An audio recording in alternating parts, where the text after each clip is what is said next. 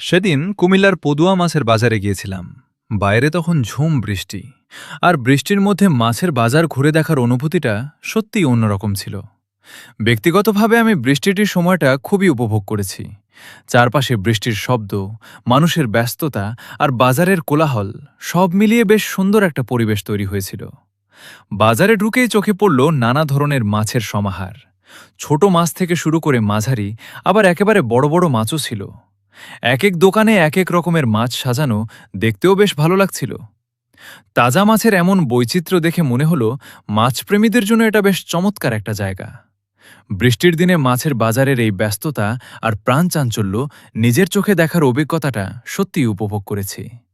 আজকের ভিডিওতে আপনাদেরও সেই মুহূর্তটা দেখানোর চেষ্টা করলাম। আশা করি বৃষ্টি ভেজা পদুয়া মাছের বাজারের এই ছোট্ট ভ্রমণটা আপনাদেরও ভালো লাগবে।